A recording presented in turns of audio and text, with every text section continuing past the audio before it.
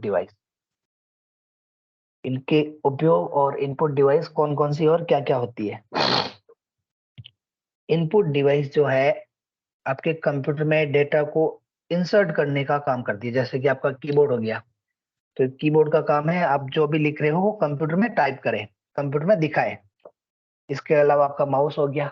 Mouse का काम है कि आप जो भी काम करना चाहते हैं कर्सर आपका उस पर्टिकुलर फाइल तक ले जाए या उस पर्टिकुलर फाइल को ओपन कराएं। वैसे ही बहुत सारी की इनपुट डिवाइसेस होती है। कंप्यूटर और मानव के बीच में, जो यूजर के बीच में जो कम्युनिकेशन स्थापित करने का काम करती है आपकी इनपुट डिवाइस। कंप्यूटर को निर्देश या डेटा प्रदान करने के लिए इनपुट डिवाइस का उपयोग किया जाता है। इनकी परिभाषा है वे युक्तियां जिनका प्रयोग जो उपयोग करने वाला है उसके द्वारा कंप्यूटर को निर्देश देने के लिए किया जाता है। वे युक्तियां जिनका उपयोग यूजर के द्वारा कंप्यूटर को इंस्ट्रक्शन देने के लिए किया जाता है। और इनपुट जो है सबसे पहले यूजर से इनपुट लेगी, उसके बाद लिए गए इनपुट को मशीनरी लैंग्वेज में कन्वर्ट करेगी। मशीनरी लैंग्वेज में बदलने के बाद ये जो है आपके फाइल को आगे प्रोसेस के लिए भेजेगी। प्रोसेसिंग के बाद वो फाइल या तो स्टोर होगी या फिर आउटपुट पे शो होगी। कुछ प्रमुख इनपुट डिवाइस है जैसे कि आपका कीबोर्ड। कीबोर्ड एक इनपुट डिवाइस है। कीबोर्ड का प्रयोग जो है कंप्यूटर में अक्षर या जो आपके अंक के चिन्ह और अंक है इनको इंसर्ट करने के लिए किया जाता है। ये जो है दिखने में टाइपराइटर की तरह होता है, लेकिन ये टाइपराइटर से बहुत भिन्न है क्योंकि इसमें कीज की संख्या है बहुत ज्यादा है।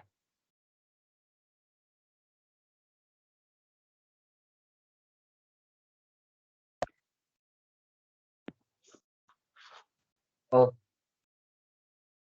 कीबोर्ड कुछ दिखने में इस टाइप का होता है। मैं इसको थोड़ा जूम कर लेता हूँ। इसमें बहुत सारी कीज होती है। सबसे ऊपर होती है ESC की, जिसका नाम है एस्केप बटन या एस्केप की।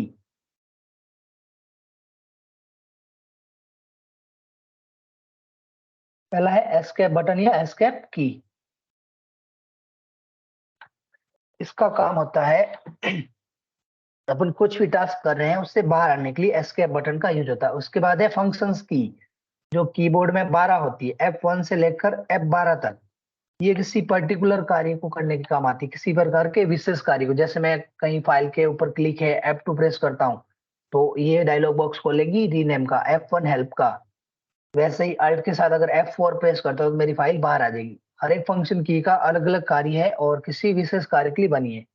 इसके बाद है प्रिंट स्क्रीन, जिससे आप अपने सिस्टम पे स्क्रीनशॉट ले सकते हैं। जैसा आप फोन में स्क्रीनशॉट लेते हैं वैसे ही कंप्यूटर से स्क्रीनशॉट लेने के लिए शॉर्टकट की है प्रिंट स्क्रीन।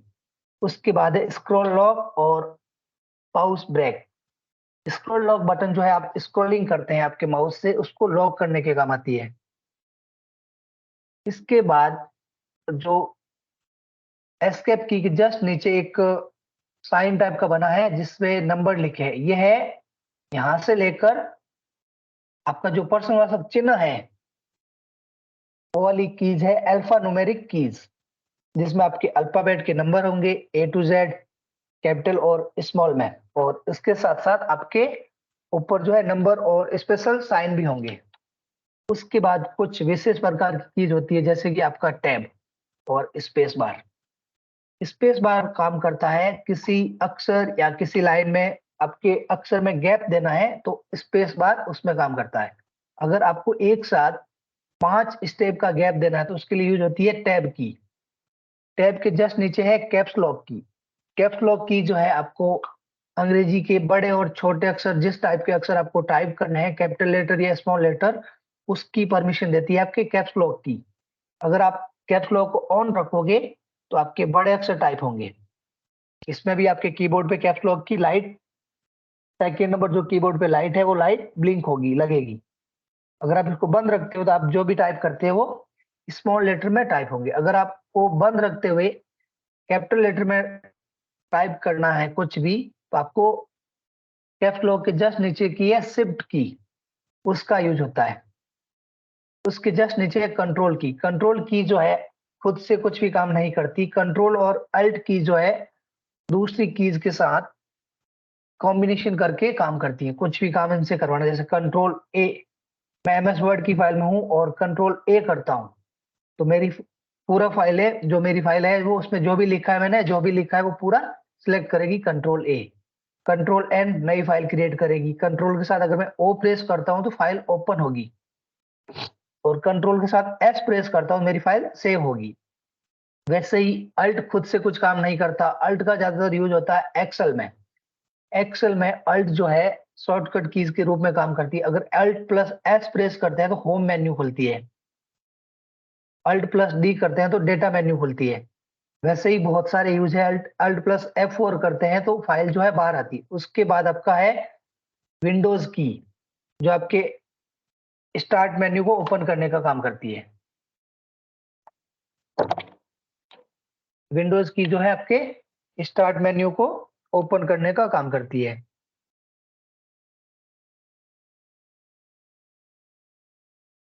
विंडोज की दो है।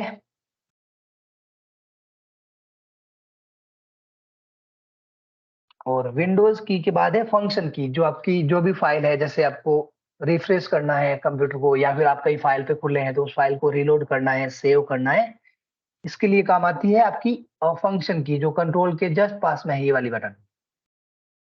जहां मेरा कर्सर है वो है फंक्शन की। इसके बाद कुछ स्पेशल कीज होती है जिनका अलग अलग यूज होता है, जैसे इंसर्ट की। इंसर्ट की जो है आप एमएस वर्ड में काम कर रहे हैं, आपको कुछ इमेज इंसर्ट करनी है, या फिर कोई दूसरा फाइल इंसर्ट करनी है, या फिर आपकी एमएस पावर पावर पॉइंट या वर्ड पैड की कोई फाइल इंसर्ट करनी है, या फिर आपको पेंटिंग से कुछ डिजाइन बनाकर इसमें इंसर्ट करनी है, तो इसका यूज होता है इंसर्ट की। इसके अलावा आप एमएस वर्ड में इंसर्ट मेन्यू से भी इसको इंसर्ट करवा सकते हो। इसके जस्ट नीचे है डिलीट की। डिलीट की जो है वो जो है, मैं एक एग्जांपल से बताता हूँ। अगर मेरा कर्सर कहीं है और कर्सर के पहले का कुछ मुझे डिलीट कर, बाद का कुछ डिलीट करना, तो डिलीट की यूज होगी, और कर्सर के पहले का कुछ मिटाना है तो बैक स्पेस की यूज होगी। एंटर की जो है आपका नेक्स्ट लाइन में ले जाने के लिए, या फिर आपने कुछ सेलेक्ट किया है और उस पर एंटर प्रेस करते हैं वो फाइल एक्टिव हो जाएगी या ओपन हो जाएगी। उसके बाद आपकी चार कीज और हैं, जो है एरो कीज। एरो की काम करती है कर्सर को कंट्रोल करने के लिए। अगर आपका माउस खराब हो जाता है और आप चाहते हैं कि आप कंप्यूटर पे कीबोर्ड से कुछ काम करें, तो एरो की जो है उनसे आप काम कर सकते हैं।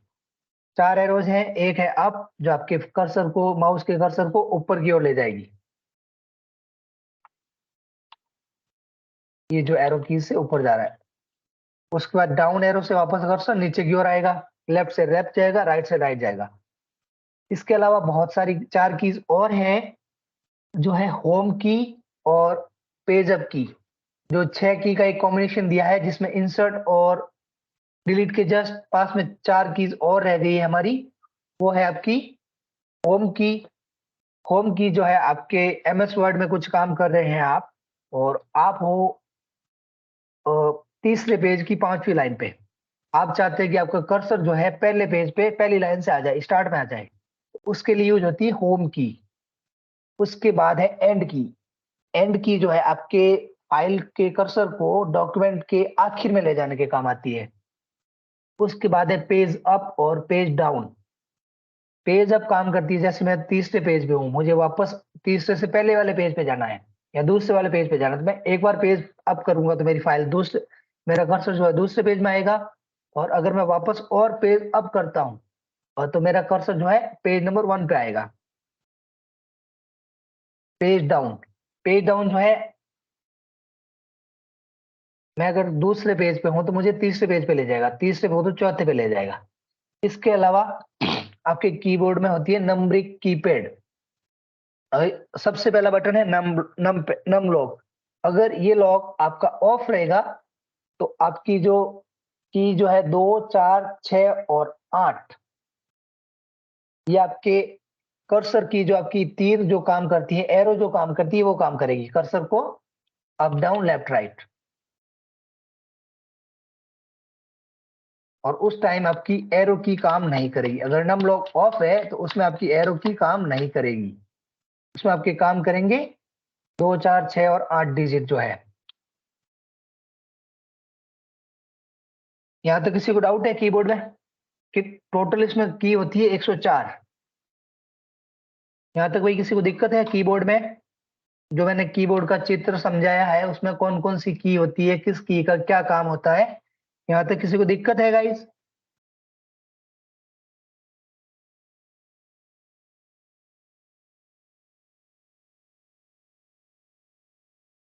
यहां तक किसी को दिक्कत है?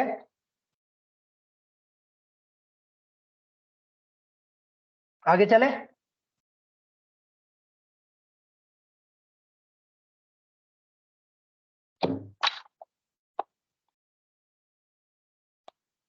आगे चले गाइस?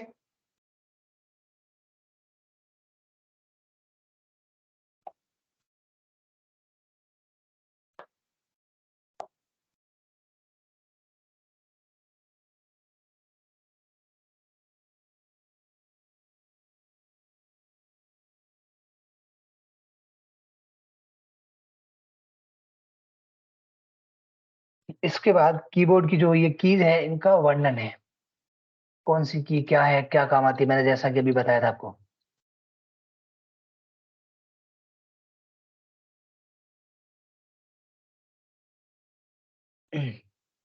एल्फान्यूमेरिक की जो है आपके ABCD, जो बड़े लेटर और छोटे लेटर, और उसके अलावा आपके जो अंक है और जो आपके सिंबल है, इनको प्रेस करने के काम आती है, इनको इंसर्ट करवाने के काम आती है। इसके बाद अंक की कुंजी जो आपके कीबोर्ड में दाईं तरफ होती है, और इसका काम होता है आपके जो अंक लिखे हैं इसमें 1 0 से 9, और उसके अलावा ये जो मैथमेटिकल सिंबल जो है जोड़ बाकी गुणा भाग, जो मैथमेटिकल ऑपरेटर है, इन सबको कंबाइंडली मिलाकर इनका नाम दिया है अंकीय कीज। इसके बाद फंक्शन की, इन फंक्शन की का दूसरा नाम है प्रोग्रामिंग कीज भी कहते हैं इन्हें। इसके द्वारा कंप्यूटर को कुछ विशेष कार्य करवाया जाता है, निर्देश दिया जाता है। जैसे कि Alt+F4 प्रेस करोगे आप तो आपका जो है सिस्टम, आपकी जो भी फाइल खुली है वो बंद हो जाएगी। अगर कोई फाइल नहीं खुली है तो Alt+F4 करोगे तो आप इसके माध्यम से कंप्यूटर को रीस्टार्ट, कंप्यूटर को शट डाउन आदि कर सकते हैं। ये फंक्शन की जो है 12 होती है। इसके बाद कर्सर कंट्रोल की, जो आपकी एरो है, इनके माध्यम से आप अपने कर्सर को कंट्रोल कर सकते हो। कीबोर्ड का जो कर्सर, सॉरी माउस का जो कर्सर है, उसको आप ऊपर नीचे लेफ्ट राइट ले जा सकते हो। इसके अलावा अगर आपका नम लॉक ऑफ होगा तो आपकी एरोज काम नहीं करेगी। उस केस में आपके काम करेगा जो आपके डिजिट्स है 2, 4, 6 और 8 कीबोर्ड पे, वो एज अ कर्सर की काम करेंगे। उसके अलावा होम की, इसका उपयोग किया जाता है डॉक्यूमेंट के स्टार्ट में या लाइन के स्टार्ट में कर्सर को लाने के लिए। इसके बाद बताया था एंड की। एंड की जो है इसका प्रयोग कर्सर को लाइन के एंड में लाने के लिए होता है।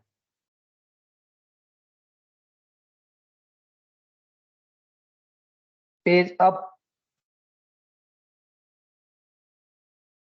एक पेज पहले हो जाता है, और कर्सर जो है बैक पेज हो जाता है, पीछे आ जाता है वापस पेज अप से। पेज डाउन से आपका एक पेज आगे जाएगा। कीबोर्ड में अन्य कुंजियां होती है कंट्रोल कीज।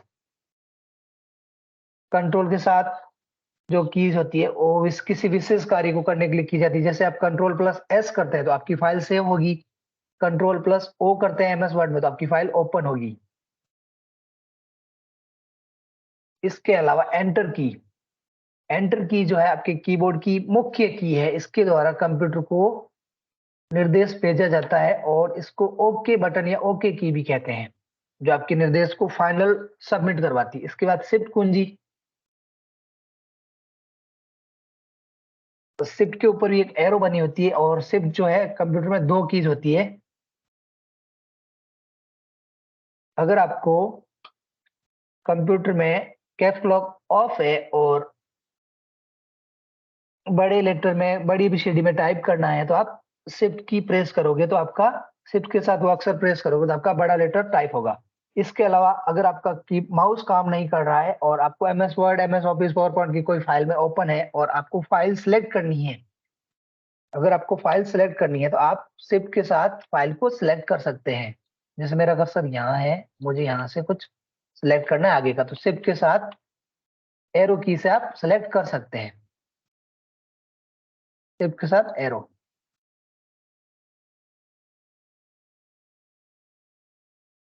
जैसे मेरी ये फाइल है और मेरा कर्सर जो है काम नहीं कर रहा है, सपोज दैट। और जैसा कि मैंने आपको बताया था पेज अप पेज डाउन क्या होता है, मैं यहाँ हूँ इस लाइन पे, अब मेरे इस फाइल में पेपर है नो, मुझे अगले पेज में जाना है, पेज अप। इससे ऊपर कोई पेज है ही नहीं तो जाएगा नहीं, पेज डाउन, पेज नंबर 2 पे आ जाएगा मेरा cursor, page down, next page पे आ जाएगा, पेज अप वापस ऊपर वाले पेज पे आ जाएगा।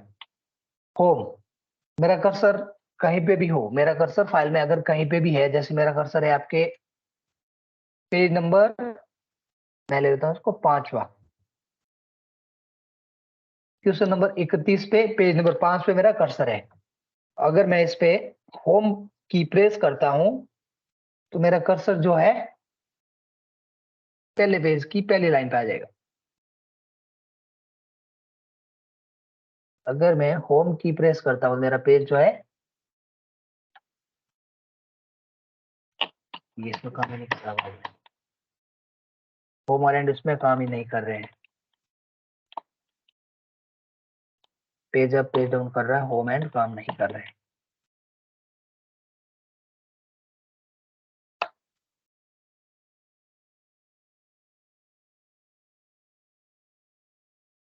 इसके बाद नेक्स्ट है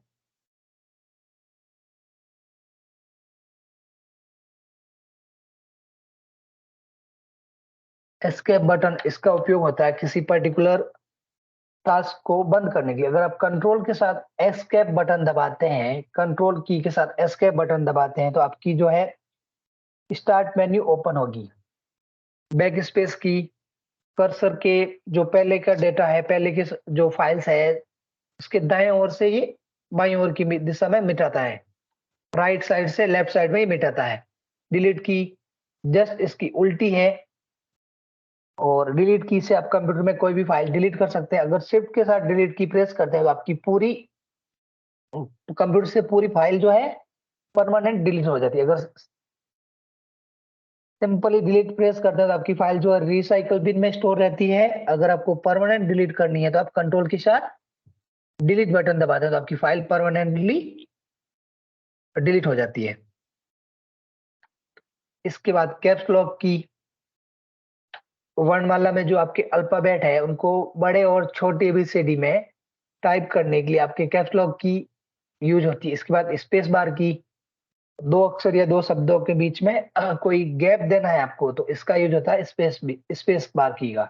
इसके बाद नम लॉक की जो साइड में सबसे राइट हैंड साइड में है, इनका यूज होता है आपके जो कीबोर्ड है उन पे संख्याएं जो लिखती हैं उनको एक्टिवेट करने के लिए इसका यूज होता है। इसके अलावा आप इसमें गणितीय संक्रियाएं भी कर सकते हैं, गणितीय क्रियाएं भी कर सकते हैं इसके माध्यम से।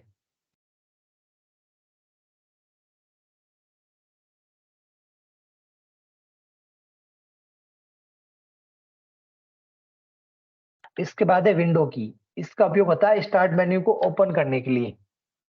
टैब की, अगर आपको एक साथ 5 स्टेप का गैप देना है, एक ही लाइन में 5 स्टेप का गैप देना है, 5 स्थान का गैप देना है, तो टैब की का यूज होता है। अगर आपको वापस वापस 5 स्थान पीछे जाना है तो शिफ्ट के साथ अगर आप टैब की प्रेस करते हो तो आपकी फाइल का कर्सर जो है, फाइल में जो माउस का कर्सर है वो आपको वापस वहां ले जाएगा और वो गैप को कम कर देगा। इसके बाद एंटर की,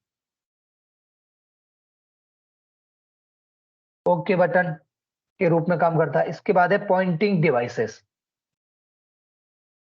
कीबोर्ड 3 टाइप के होते हैं, क्यूआरटी, एजर्टी और जेड क्यूआरटी, JWERT।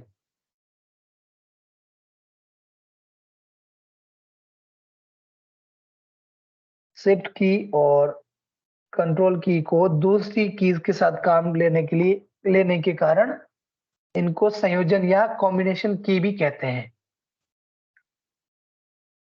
और आपकी कीबोर्ड जो है क्यू से स्टार्ट जो होता है, जिसमें अल्फाबेट जो है क्यू से स्टार्ट होते हैं, उनमें 104 की होती है। पॉइंटिंग डिवाइस, जो आपका मॉनिटर पे जो आपका कर्सर चलता है, माउस का जो कर्सर है, उस कर्सर को कंट्रोल करने के लिए, एक स्थान से दूसरे स्थान पर ले जाने के लिए पॉइंटिंग डिवाइसेस या पॉइंटिंग युक्तियां काम में ली जाती है। इनके कुछ उदाहरण है, माउस हो गया, आपका ट्रैक बॉल हो गया, जॉयस्टिक हो गया, और लाइट पेन है, आपका टच स्क्रीन डिस्प्ले। ये सारे आपके जो पॉइंटिंग डिवाइसेस में आते हैं। माउस जो है एक प्रकार की पॉइंटिंग डिवाइस है, और इसको 1963 में डगलस सी एंगलबर्ट ने इसका आविष्कार किया था। इनमें जनरली 3 बटन होते हैं, लेफ्ट क्लिक, राइट क्लिक और स्क्रॉल बार। लेफ्ट क्लिक, अगर आप किसी पर्टिकुलर फाइल को सिलेक्ट करना है तो आप लेफ्ट क्लिक प्रेस करके आपके, जैसे मैं यहाँ सेलेक्ट करना, मुझे लेफ्ट की प्रेस करके मैं ड्रैग करता हूँ माउस को, तो ये इतना सेलेक्ट हो जाएगा। इसके अलावा लेफ्ट क्लिक के बहुत सारे काम हैं, जैसे आपके कर्सर पर किसी एप्लीकेशन को सिलेक्ट करना है, जैसे मुझे ये सिलेक्ट करनी है, फर्स्ट असेसमेंट नाम की जो फाइल है उसको सिलेक्ट करना है, या फिर मुझे गूगल क्रोम की कोई फाइल सिलेक्ट करनी है, तो मैं यहाँ से सिलेक्ट कर सकता हूँ। उसके अलावा अगर मैं माउस को किसी पर्टिकुलर ऐप को सिलेक्ट करके, माउस की क्लिक करके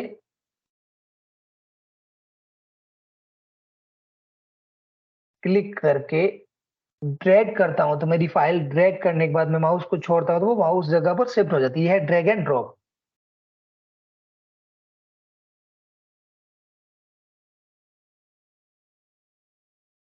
माउस जो है और 3 प्रकार के होते हैं, एक है वायरलेस, दूसरा है वायर्ड या मैकेनिकल, तीसरा है ऑप्टिकल, जिसमें ऑप्टिकल से काम होता है। इसके बाद लेफ्ट क्लिक जो है एक ऑब्जेक्ट को सिलेक्ट करता है। उसके अलावा डबल क्लिक, अगर आप किसी पर्टिकुलर डॉक्यूमेंट या फाइल पर डबल क्लिक करते हैं तो उस प्रोग्राम को खोलने का काम करता है, ओपन करने का काम करता है। उसके बाद है राइट क्लिक। राइट क्लिक करने पे आपको बहुत सारे ऑप्शन खुल जाते हैं इसमें, जैसे कि मैं इस फाइल पे राइट क्लिक करता हूँ, इस फोल्डर पे, या मेरी एक्सेल की कुछ फाइल पड़ी है, इस पे मैं अगर राइट क्लिक करता हूँ, मुझे बहुत सारे ऑप्शन ओपन होते हैं, जैसे कि ओपन हो गया, सेव, ओपन हो गया, न्यू हो गया, प्रिंट हो गया। अगर आपके पास कोई फोल्डर लॉक है तो उससे लॉक कर सकते हो। ओपन विद कोड, अगर आपके पास कोई और अलग टाइप का फाइल है तो उस पर्टिकुलर फाइल के साथ आप ओपन कर सकते हो। इसके अलावा अगर आपके पास एंटीवायरस है तो आप उसको स्कैन कर सकते हो। ओपन विद, बहुत सारे एप्लीकेशन से आप ओपन कर सकते हो। शेयर विद, आप उस फाइल को, पर्टिकुलर फाइल को कहीं दूसरी लोकेशन या फिर पर्टिकुलर नेटवर्क पे भेज सकते हो। ऐड टू आरसी, उस फाइल की साइज को छोटी कर सकते हो। उसके अलावा आपके पास बहुत सारे ऑप्शन हैं, जैसे कि add to zip, send to, cut, copy paste, delete, rename आदि। ये सारे ऑप्शन आपको राइट क्लिक करने पे खुलते हैं फाइल के। इसके बाद ड्रैग एंड ड्रॉप, किसी पर्टिकुलर ऑब्जेक्ट को सिलेक्ट करके आप माउस को नीचे की तरफ खींच के उसका क्लिक जो है दबाए हुए रखते हैं, और बाद में आप कर्सर को छोड़ देते, तो आपकी फाइल जो है वहां से शिफ्ट हो जाएगी जहां पे आप शिफ्ट करते हो। जैसा कि मैंने इसको विजुअल स्टूडियो कोड को ड्रैग किया था यहाँ से नीचे, मैं अब नीचे, अब मेरा जो फोल्डर लॉक है उसको ड्रैग एंड ड्रॉप करता हूँ, तो मेरा फोल्डर लॉक जो है एक स्थान से दूसरे स्थान पर जाते हुए दिख रहा है आपको। अगर मैं माउस का कर्सर छोड़ता हूँ तो मेरा फोल्डर जो लॉक जो है उस पर्टिकुलर लोकेशन पे आ जाएगा।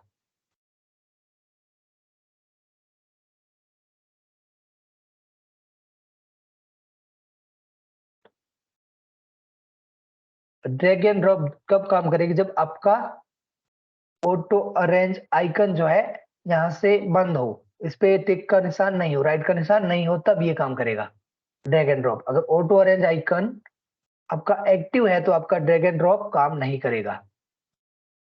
जैसे कि अभी मेरा ऑटो अरेंज आइकन एक्टिव है और मैं इसको ड्रैग एंड ड्रॉप करता हूँ, तो मेरा ये माउस का कर्सर जाएगा पर वहां तक इसको ड्रॉप नहीं करेगा। कर्सर के साथ जाएगा ये, पर वहां छूटेगा नहीं, वापस अपनी स्थान पर आ जाएगा, उस स्थान पे रुकेगा नहीं।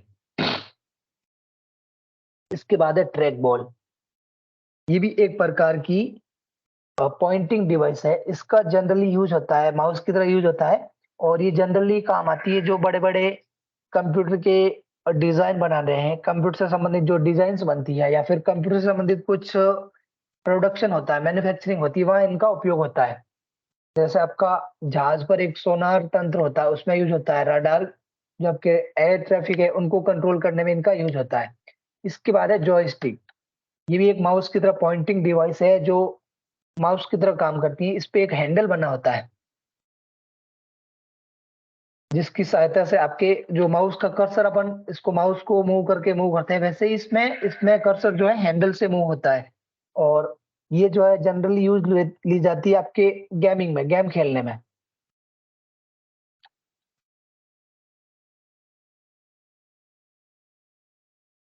इसके बाद है लाइट पेन। अगर आपको कंप्यूटर में कुछ टच स्क्रीन कंप्यूटर या फिर नॉर्मल कंप्यूटर में कुछ ड्राइंग करनी है, तो इसमें आपका यूज होता है आपका light pen.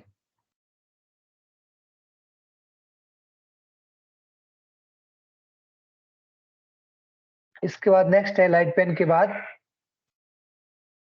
Touch screen device, जो आपकी एटीएम है या फिर एयरलाइन का आरक्षण करते हैं, एयर एयर टिकट रिजर्वेशन के लिए यूज होने वाली मशीन है, या फिर आपके रिटेल में एक कंप्यूटर होता है जिससे आपके एटीएम पे आपके वाईफाई की सिंबल होता है, और वाईफाई को वहां पे टच करते ही आपका जो भी बिल है वो बिल ऑटोमेटिक कट जाता है, या फिर आपका मोबाइल है, ये सारे टच स्क्रीन है। इसके अलावा आपका टच स्क्रीन डिस्प्ले भी आता है। ये भी आपकी इनपुट डिवाइस है जो उपयोगकर्ता से इनपुट लेकर आपके उसको प्रोसेस में डालता है। इसके उपयोग जो है एटीएम जो जो एटीएम है जिसमें आप बटन्स नहीं होते, टच के द्वारा काम करते हैं। उसके बाद है डिजिटल ग्राफिक या डिजिटाइजर्स या ग्राफिक टैबलेट। ये भी एक प्रकार का इनपुट डिवाइस है जिसका उपयोग होता है आपके चित्र बनाने में। जो आर्टिस्ट होते हैं, बड़े बड़े कलाकार होते हैं, जो इनमें ग्राफिक इमेज और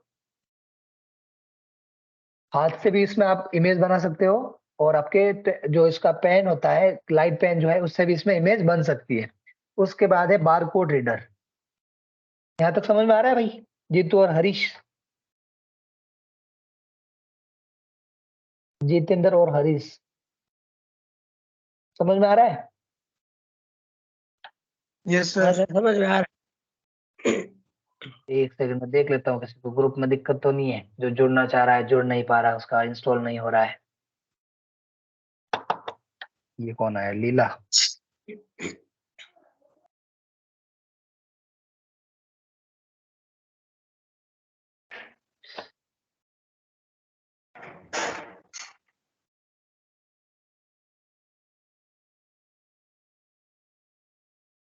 है। एक सेकंड ना, आगे बढ़ते हैं। हो गया है। इसके बाद है बारकोड रीडर। बारकोड रीडर जो है, जो बारकोड होते हैं उनको रीड करने का काम करती है। जैसे बारकोड जो है, ये है जो 1 से 9 तक संख्याएं होती है। इसके अलावा आपके आधार कार्ड पे जो बारकोड है वो है 3D बारकोड, और ये जो है 2D बारकोड है। जी तू माइक बंद कर दे। जितेंद्र माइक बंद कर दे। Yes sir. इस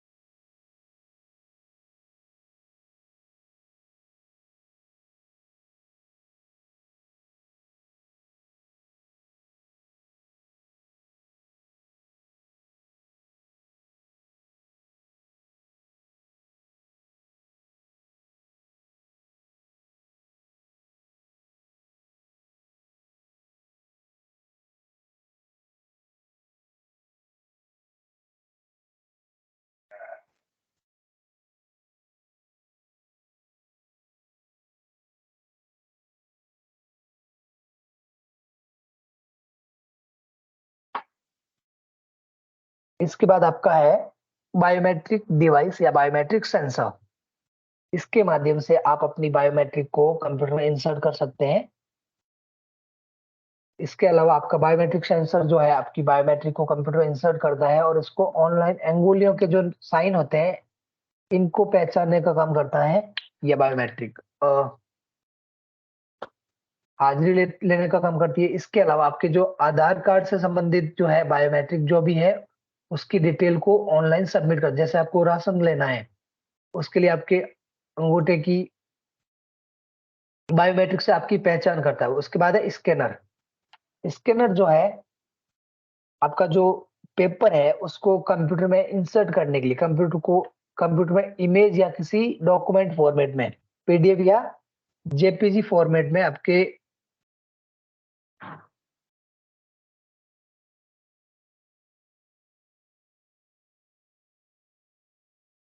पीडीएफ या जेपीजी फॉर्मेट में स्टोर करने का काम करता है स्कैनर। स्कैनर जनरली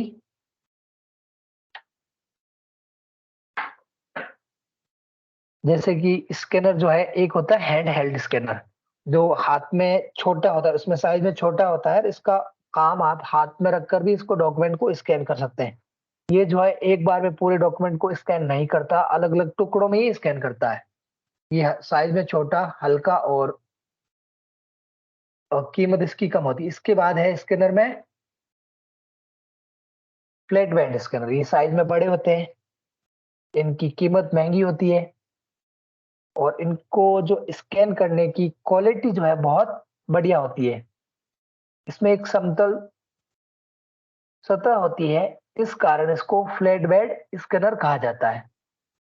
इसमें डॉक्यूमेंट को रखकर आप उसमें स्कैन कर सकते हैं। ये दिखने में बिल्कुल फोटोकॉपी की जो मशीन होती है उस टाइप का होता है। इसके बाद ड्रम स्कैनर। ये भी एक प्रकार का इनपुट डिवाइस है जिसकी साइज होती है मीडियम साइज का स्कैनर है और इसमें एक ड्रम होता है जो घूमता रहता है और पेपर पर स्कैन करने के लिए इसका यूज होता है। पूरे पेपर पर घूमता है और ये जो है दिखने में फैक्स मशीन की तरह होता है। उसके बाद है माइक्रोफोन। माइक्रोफोन या माइक एक इनपुट डिवाइस है। इसका काम होता है कंप्यूटर को कंप्यूटर में आप जो बोलते हैं उसका काम करने के लिए इसका यूज होता है। आप कंप्यूटर के माध्यम से कोई कॉल करते हैं और कंप्यूटर के माध्यम से आपकी आवाज को आगे वाले पर्सन तक भेजने का काम करता है माइक। और इसमें जो है डिजिटल ऑडियो आवाज को प्राप्त करके उसको डिजिटल ऑडियो में कन्वर्ट करता है। और माइक्रोफोन जो है कंप्यूटर के साथ जुड़ के आपके कंप्यूटर में आपकी जो आवाज है उसको, जैसे अपन फोन में फोन को बोलकर कुछ निर्देश देते हैं, फोन ये काम करना। फोन में एक ऐप होता है एलेक्सा, उसको अपन या गूगल वॉइस रिकॉग्नाइजर, उसको अपन बोल के बोलते हैं कि एलेक्सा हमारे लिए गाने चलाओ। तो वैसे ही आप अपने कंप्यूटर को कुछ इंस्ट्रक्शन वॉइसली वर्बली बोल के दे सकते हैं। इसके लिए आपके काम आता है माइक्रोफोन। इसके बाद है वेब कैमरा। अगर आपको आपकी वीडियो या फोटो को आपके कंप्यूटर में इंसर्ट करवाना है, लाइव फोटो या वीडियो, तो उसके लिए एक डिजिटल कैमरा होता है जिसको कंप्यूटर के साथ जोड़कर इसका जनरली यूज होता है वीडियो कॉन्फ्रेंस में, वीडियो कॉलिंग में, गूगल टीम पे, गूगल मीट पे या फिर जूम आईडी पे। ये जो है कुछ डिजाइन में इस प्रकार का होता है। और ये डेस्कटॉप जो है उसके ऊपर की साइड में लगता है और इसमें एक वायर होता है जो आपके कीबोर्ड में यूएसबी की तरह लगता है। इसके बाद है ऑप्टिकल माउस जो है 1999 में बनाया गया था। स्कैनर जो है ब्लैक एंड व्हाइट या फिर कलर दोनों में स्कैन कर सकता है। ड्रैग एंड ड्रॉप माउस पर लेफ्ट क्लिक को प्रेस करके, जैसा कि मैंने अभी बताया था, लेफ्ट क्लिक को प्रेस करके आप माउस के कर्सर को नीचे की तरफ ड्रैग करते हैं और वापस कर्सर को जहां छोड़ते हैं तो आपका आइटम है वो वहां शिफ्ट हो जाएगा। इसके बाद है आउटपुट डिवाइस।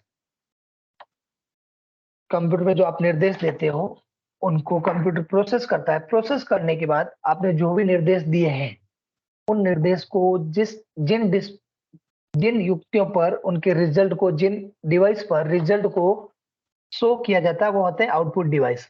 और जैसे कि आपका कंप्यूटर का मॉनिटर हो गया, उसके अलावा कंप्यूटर जो स्पीकर लगे होते हैं जो आपकी आवाज को बाहर शो करवाते हैं।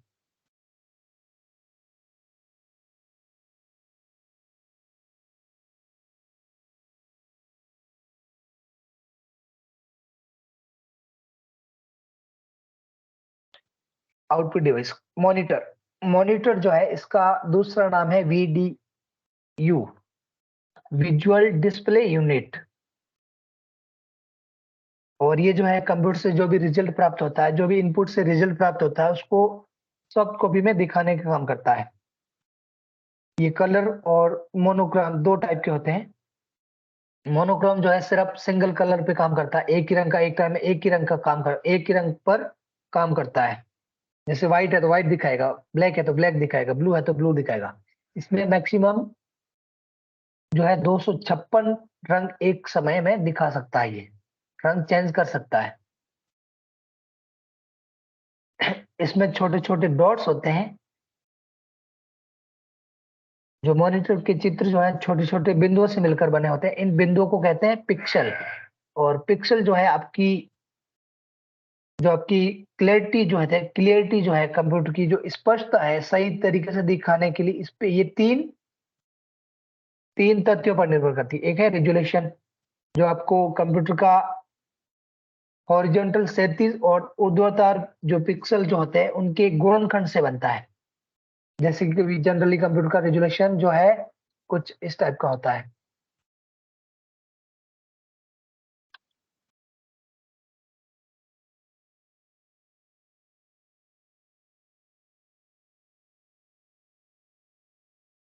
स्क्रीन रिजोल्यूशन, यहाँ से आप अपने कंप्यूटर के रिजोल्यूशन को एडजस्ट कर सकते हो, चेंज कर सकते हो, जैसा आपको चाहिए वैसा रिजोल्यूशन रख सकते हो।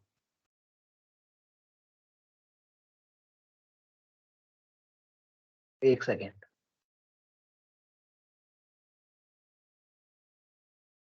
रिजोल्यूशन कुछ इस टाइप का होता है, 1024 इंटू 768।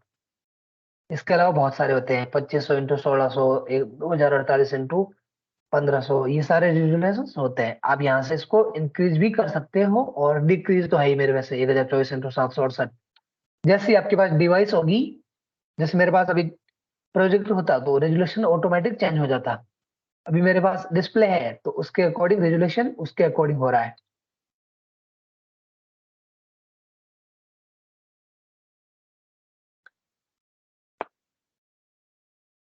उसके बाद है डॉट पिच, जो दो कलर जो है उनके, अगर आपके डॉट पिच जितनी कम होगी रिजोल्यूशन उतना ज्यादा होगा। जो कलर के पिक्सल होते हैं उनके विकर्ण, जो एक कॉर्नर से दूसरे कॉर्नर की जो दूरी होती है उस दूरी को आपका डॉट पिच कहते हैं। उसके बाद है रिफ्रेश रेट। मॉनिटर का मॉनिटर जितनी बार रिफ्रेश होता है एक सेकेंड में उसे रिफ्रेश रेट कहते हैं। और ये डिजाइन में कुछ, इनको देखने में ये 5 प्रकार के होते हैं। जैसे पहले पुराना था सीआरटी, जिसमें एक ट्यूब लगी होती थी और बाहर की तरफ ये निकला हुआ होता था। और ये जो है मॉनिटर काम करने में अब काम में नहीं आता। जनरली सीआरटी में एक इलेक्ट्रॉनिक गन होती है जो आपके डेटा को कंप्यूटर पर भेजती है।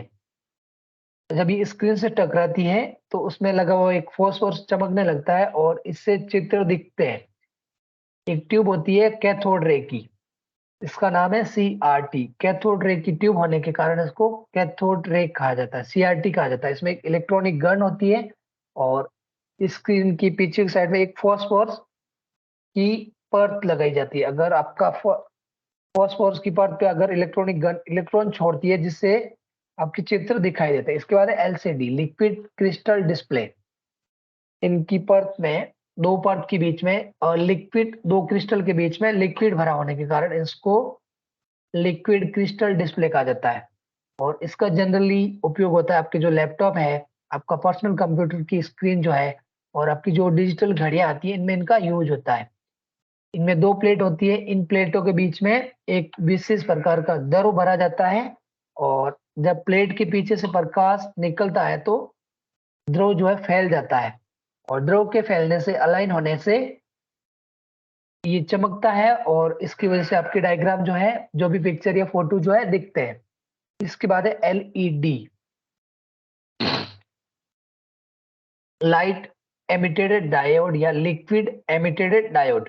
लाइट प्रवाहित डायोड या लिक्विड प्रवाहित डायोड एक इलेक्ट्रॉनिक डिवाइस है जिसका प्रयोग कंप्यूटर से प्राप्त आउटपुट को दिखाने में किया जाता है। जो आप आजकल जो घरों में टीवी जो आते हैं जो साइज में बहुत पतले होते हैं, वो है आपकी एलईडी टीवी। इसमें विद्युत धारा जो है एलईडी से गुजरती है तो एलईडी चमकने लगती है जिसके कारण स्क्रीन पर चित्र दिखाई देते हैं। ये जो है एलईडी जो है आजकल लाल, हरा, नीला और व्हाइट कलर को उत्पन्न करते हैं और इन सारे कलर्स के कॉम्बिनेशन से बहुत सारे कलर दिखाई देते हैं।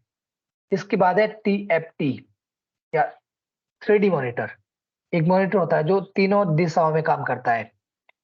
वो एक्स एक्सिस, वाई एक्सिस और जेड एक्सिस तीनों एक्सिस पे काम करता है और इसमें जो है डायग्राम जो है 2D मॉनिटर की तुलना में बहुत क्लियर दिखते हैं और इसमें जो डायग्राम होते हैं वो आपको लगता है कि हाँ रियल है। इसके बाद है टीएफटी। टीएफटी जो है एक एलसीडी का अपग्रेडेड वर्जन है जो साइज में बहुत ही पतली होती है और एलसीडी की तुलना में इनके जो आउटपुट जो दिखता है वो बहुत क्लियर दिखता है।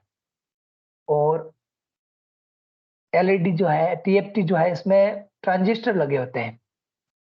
ट्रांजिस्टर लगने के कारण ये जो है आपकी स्क्रीन को तेज और चमकीला और कलरफुल बनाते हैं। इनकी कीमत जो है बाकियों की तुलना में महंगी होती है और इनका जो आउटपुट का रिजोल्यूशन या क्लियरिटी जो है वो बहुत ज्यादा होती है। इसके बाद है सेकंड आउटपुट डिवाइस मॉनिटर के बाद है प्रिंटर। प्रिंटर जो है एक प्रकार का आउटपुट डिवाइस है जो आपके कंप्यूटर में जो डॉक्यूमेंट है उसको कागज पर प्रिंट करने के काम आता है। ये ब्लैक एंड व्हाइट और कलर दोनों प्रकार के डॉक्यूमेंट को प्रिंट करने के काम आता है। और प्रिंटर की अगर क्वालिटी जितनी ज्यादा बढ़िया होगी, प्रिंटर उतना ही बेटर क्वालिटी का या बढ़िया माना जाता है। जिस प्रिंटर को प्रिंट करते समय जो प्रिंटिंग की क्वालिटी जितनी बढ़िया होती है वो प्रिंटर ज्यादा बेटर माना जाता है और उसकी गति जो है एक अक्षर प्रति सेकंड या कैरेक्टर पर सेकंड, लाइन प्रति मिनट या फिर पेज प्रति मिनट के रूप में नापी जाती है और उसकी क्वालिटी जो है डीपीआई में नापी जाती है, डॉट्स प्रति इंच, डॉट पर इंच। प्रिंटर दो प्रकार के होते हैं, एक होता है इम्पैक्ट जो प्रिंट करते समय आवाज करता है, दूसरा होता है नॉन इम्पैक्ट प्रिंटर। इम्पैक्ट जो है, इम्पैक्ट प्रिंटर जो है टाइपराइटर की तरह होता है, टाइपराइटर की तरह होता है और इस पे कुछ पिन्स बनी होती है जो अक्सर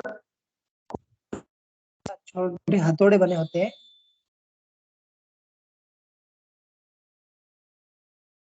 छोटे छोटे पिन हथौड़े बने होते हैं जिन पे, एक सेकेंड में ग्रुप देख लेता हूँ इस, और क्योंकि अभी 2-3 स्टूडेंट का कॉल आ रहा है, मैं कॉल अटेंड नहीं कर पा रहा हूँ तो उनको ग्रुप में जवाब दे देता हूँ। यार ये खुलने में बहुत टाइम ले रहा है।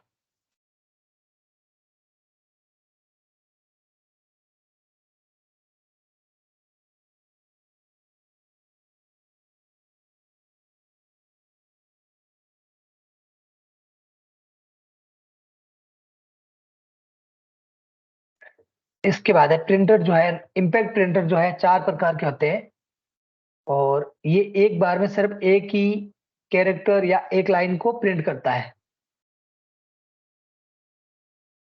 और इनके जो है बहुत टाइम लगाते हैं प्रिंटिंग होने में, लाइन बाय लाइन करते हैं तो इनकी जो है क्वालिटी जो है अच्छी नहीं होती, गुणवत्ता जो है अच्छी नहीं होती और ये जो है प्रिंटिंग के दौरान आवाज अधिक करते हैं इसलिए इनका प्रयोग कम होता है। आवाज करने के कारण इनको इम्पैक्ट प्रिंटर कहते हैं और ये दूसरे प्रिंटर की तुलना में सस्ते होते हैं। ये 4 प्रकार के होते हैं। पहला है डॉट मैट्रिक, दूसरा है डेजी व्हील, तीसरा है लाइन प्रिंटर और चौथा है drum printer. Daisy dot printer, इसमें डॉट्स बने होते हैं और इन डॉट्स का एक ग्रुप बनकर एक मैट्रिक्स बनाता है और वो कागज पर पड़ता है तो अक्सर उस पर छप जाते हैं। इसे पिन प्रिंटर भी कहा जाता है। ये एक बार में एक ही कैरेक्टर को प्रिंट करता है और इसकी प्रिंट करने की गति जो है बहुत धीमी होती है और ये बहुत आवाज करते हैं, इसलिए इसका उपयोग बहुत कम होता है। इसके बाद है डेजी व्हील। एक इसमें एक व्हील बना होता है जो आपके टाइपराइटर की तरह काम करता है और इसमें एक व्हील बना होता है जो आपके पूरे पेपर पर घूमते हुए उसको प्रिंट करते जाता है। इसके बाद है ड्रम प्रिंट। इनमें एक प्रकार का ड्रम लगा होता है जो लगातार आपके बेलन के आकार का ड्रम बना रहता है जो लगातार घूमता रहता है और जहां जहां ड्रम पेज पे घूमता है वहां वहां अक्सर छप जाते हैं और रिबन पर प्रहार करता है जिससे अक्सर छप जाते हैं। इसके बाद है non impact printer. Non impact जो आवाज बहुत कम करते हैं, ये प्रिंटर कागज पर हथौड़े की तरह या पिन से प्रहार नहीं करते, बल्कि स्याही की कागज पर एक फुहार छोड़ते हैं जिससे इन पे प्रिंटिंग हो जाती है और इनमें एक इलेक्ट्रोस्टैटिक, केमिकल और इंकजेट टेक्निक का यूज होता है जिसके कारण ये आवाज नहीं करते और इनकी क्वालिटी जो है इम्पैक्ट प्रिंटर की तुलना में बहुत बढ़िया होती है। ये जो है क्वालिटी बढ़िया होने के कारण ये इनकी तुलना में महंगे होते हैं और इसमें कुछ उदाहरण है इंकजेट प्रिंटर। इसमें जो है प्रिंटिंग जो है कागज पर स्याही की अ, फुहार डालकर की जाती है और इनकी जो छपाई की स्पीड जो है, प्रिंटिंग की स्पीड है 1 से 4 पेज प्रति मिनट।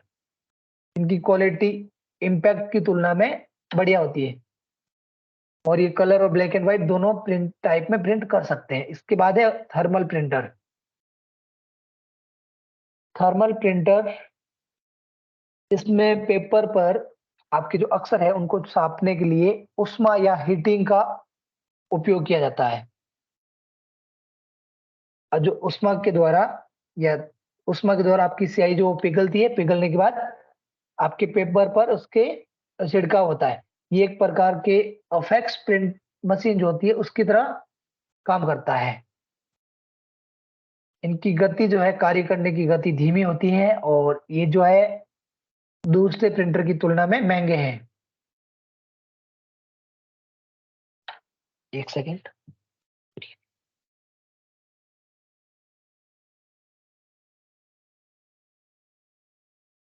दूसरे प्रिंटर की तुलना में ये महंगे होते हैं। इसके बाद है लेजर प्रिंटर। ये जो है प्रिंटर जो है सबसे उच्चतम क्वालिटी के प्रिंटर है और लेजर प्रिंटर के द्वारा हाई क्वालिटी के अक्षर या डायग्राम या चित्र आपके पेपर पर प्रिंट किए जाते हैं और इसकी प्रिंट करने की जो मेथड जो है आपकी फोटोकॉपी मशीन की तरह मिलता जुलता है। फोटोकॉपी जैसी मशीन जैसे प्रिंट करती है वैसे ही ये प्रिंट करने का काम करता है।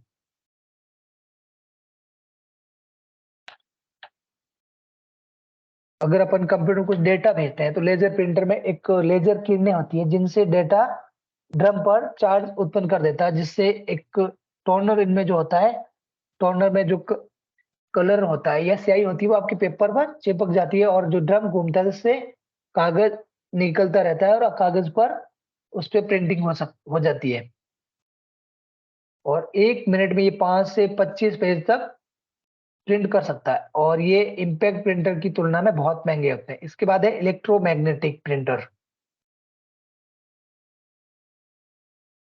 एक साथ इसमें 2000 लाइन प्रिंट कर सकते हैं और इनकी गति जो है एक साथ 250 पेज प्रति मिनट ये प्रिंट कर सकते हैं और इनका विकास जो है पेपर कॉपियर टेक्निक से हुआ है। इनकी प्रिंट करने की गति और जो आपके प्रिंटर की गुणवत्ता है बहुत अधिक होती है। इसके बाद है इलेक्ट्रोस्टैटिक प्रिंटर। इनका उपयोग होता है जो बड़े फॉर्मेट की प्रिंटिंग है उनके लिए और इनकी गति और प्रिंट करने का गति बहुत तेज होती है और प्रिंट करने का खर्चा इसमें बहुत कम आता है। इसके बाद है फ्लोटर।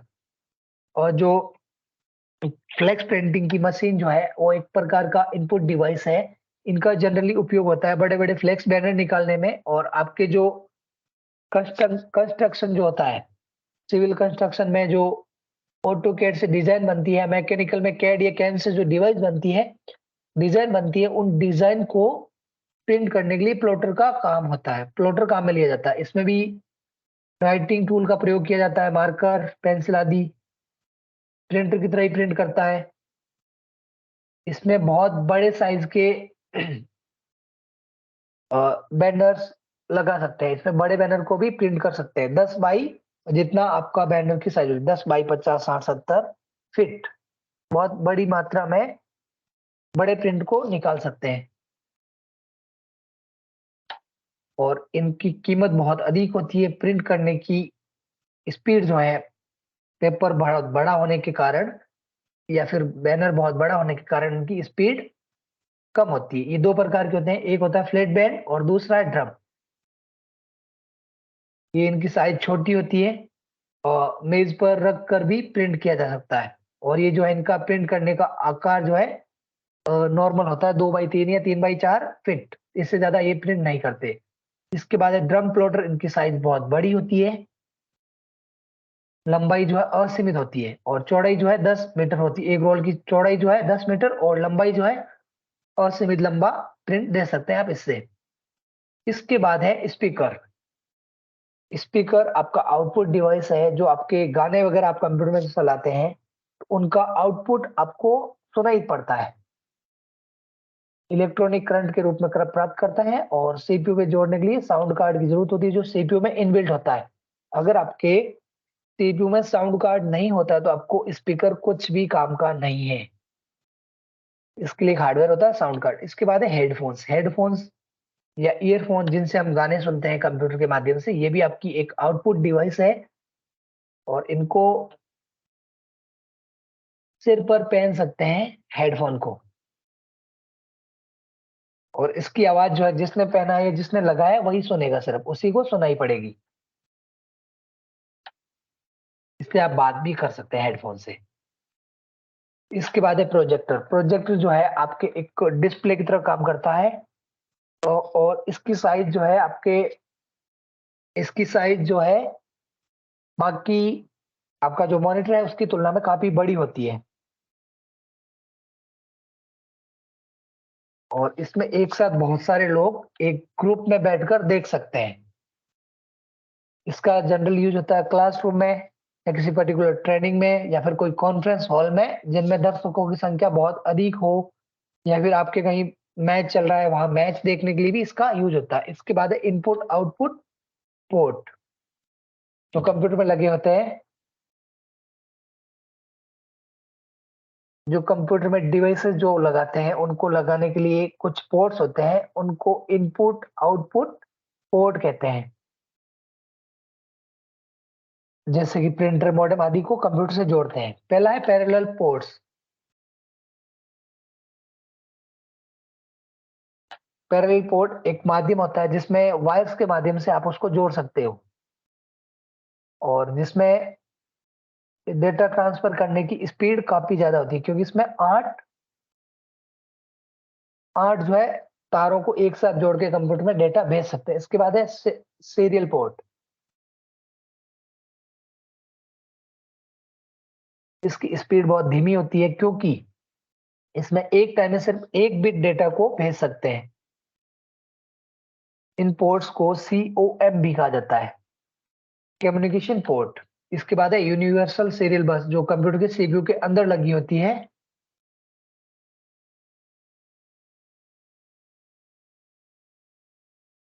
और आपके जो यूएसबी पोर्ट जो है वो इसका उदाहरण है।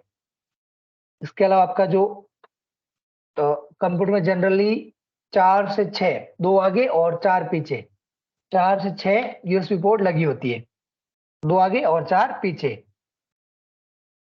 और यूएसबी पोर्ट में आप कुछ सॉफ्टवेयर को या फिर कुछ डिवाइस जो है उनको डायरेक्ट प्लग एंड प्ले भी कर सकते हैं, और कुछ जो है डिवाइस उनके लिए आपको सॉफ्टवेयर इंस्टॉलेशन की जरूरत पड़ती है। इसके बाद है फायर वायर।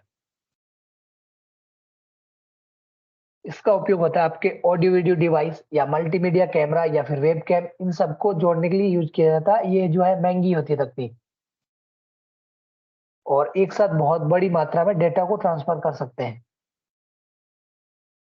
और इसमें हार्ड डिस्क और डीवीडी को इससे कनेक्ट कर सकते हैं। एक है मॉडेम, जो है इनपुट आउटपुट दोनों का काम करता है, जो कंप्यूटर में नेट कनेक्ट करवाने का काम करता है। इसके बाद है स्टैंडर्ड युक्तियां। कंप्यूटर में जो जनरली काम में आने वाली डिवाइस है, आउटपुट और इनपुट, उनको स्टैंडर्ड यूनिट कहते हैं, जैसे कि आपका कीबोर्ड माउस हो गया, फ्लॉपी डिस्क, हार्ड डिस्क हो गया। और मॉनिटर जो आपको रिफ्रेश करता है, प्रति सेकंड जितनी बार रिफ्रेश होता है उसको रिफ्रेश रेट कहते हैं, और इससे हर्ट्ज में नापा जाता है।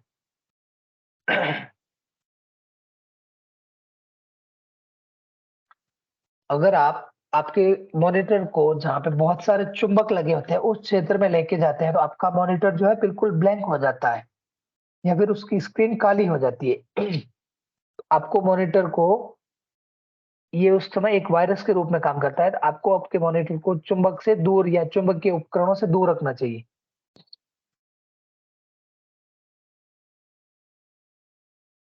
और जो जीडीयू मॉनिटर जो होते हैं, ग्राफिक डिस्प्ले यूनिट मॉनिटर जो होते हैं, वो अक्षरों के साथ साथ ग्राफ और डायग्राम को भी शो करते हैं।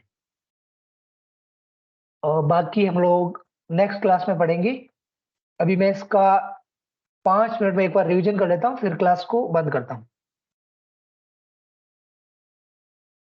आउट इनपुट डिवाइस जो कंप्यूटर में आपके डेटा को इंसर्ट करने का काम करती है।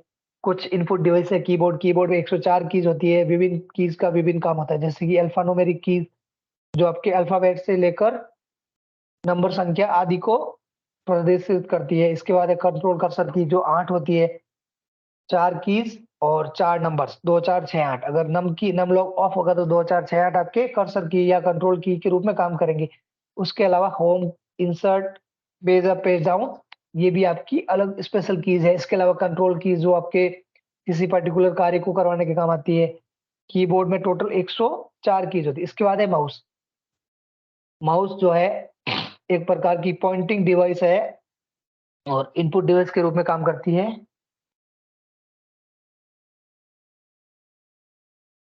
ठीक है भाई, इनपुट डिवाइस के रूप में काम करती है, और इसमें 3 बटन होते हैं, लेफ्ट, राइट और स्क्रॉल। लेफ्ट बटन जो है, लेफ्ट क्लिक जो है आपके ऑब्जेक्ट को सेलेक्ट करने का काम करती है, डबल क्लिक उस पे डायरेक्ट ओपन करने का, ड्रैग एंड ड्रॉप। अगर आप किसी पर्टिकुलर ऑब्जेक्ट को सेलेक्ट करते, माउस के कर्सर को नीचे की तरफ खींच के उसको छोड़ते हैं, तो आपका वो पर्टिकुलर फाइल या ऑब्जेक्ट वहां ट्रांसफर हो जाता है। ड्रैग एंड ड्रॉप तभी काम करेगा जब आपका ऑटो आइकन ऑफ होगा। उसके बाद है ट्रैक बॉल। ट्रैक बॉल जो है माउस की तरह काम करता है। इसका जनरली यूज होता है बड़ी बड़ी कंप्यूटर से संबंधित डिजाइन बनाने में, कंप्यूटर से संबंधित मैन्युफैक्चरिंग में। इसके बाद है जॉयस्टिक। जॉयस्टिक भी एक पॉइंटिंग डिवाइस है जो माउस की तरह काम करता है। इसका जनरली यूज होता है गेमिंग के टाइम, और इसमें एक हैंडल लगा होता है, जो हैंडल आपके कर्सर को मूवमेंट तय करता है। इसके बाद है टच स्क्रीन। ये भी एक प्रकार की इनपुट डिवाइस है, जो आपके एटीएम कार्ड्स या फिर बस रिजर्वेशन या रेल रिजर्वेशन या आपकी सुपरमार्केट, इनमें इनका यूज होता है। मोबाइल भी आपका एक ये है, आपका इनपुट डिवाइस है। इसके बाद है ग्राफिक टैबलेट। इसका यूज होता है डायग्राम और चित्र बनाने में। इसके बाद है लाइट पेन। ये भी एक प्रकार का इनपुट डिवाइस है, जिससे आप कंप्यूटर में ड्राइंग बना सकते हैं। Barcode reader. बारकोड रीडर से आप बारकोड को रीड करके आपका बिल वगैरह या फिर जो भी आपके बारकोड में डिटेल है उसको कंप्यूटर में इंसर्ट करवा सकते हैं। उसके बाद है ओएमआर, जो आपके ओएमआर सीट को रीड करके उसके उत्तर को जांच करने में काम आती है। ऑब्जेक्टिव सवाल जो होते हैं उनके उत्तर को जांच करने। तो उसके बाद ओसीआर। ओसीआर जो है ओएमआर का अपग्रेडेड वर्जन है। इसके माध्यम से हम टेलीफोन के बिल, इलेक्ट्रिसिटी बिल, बीमा के प्रीमियम आदि को पढ़ सकते हैं। इसके बाद है MICR, magnetic ink character reader. इसका जनरल यूज होता है आपके जो चेक बुक पे लिखे हुए डिटेल को पढ़ने में काम करता है। इसमें विशेष प्रकार की स्याही काम में ली जाती है, जो है चुंबकीय स्याही। इसके बाद है आपका स्मार्ट कार्ड रीडर, जो आपके कार्ड को रीड करके उसमें से जो भी डिटेल है उसको कंप्यूटर में इंसर्ट करवाने के काम आता है, जैसे मेमोरी कार्ड हो गया या माइक्रो प्रोसेसर कार्ड रीड करने में काम आते हैं। इसके बाद है बायोमेट्रिक सेंसर, आपकी बायोमेट्रिक को कंप्यूटर में इंसर्ट करके आपके पहचान करने में इसका यूज होता है। इसके बाद है स्कैनर, ये साइज में छोटे होते हैं, इनके माध्यम से आप किसी पर्टिकुलर स्क्रीन गई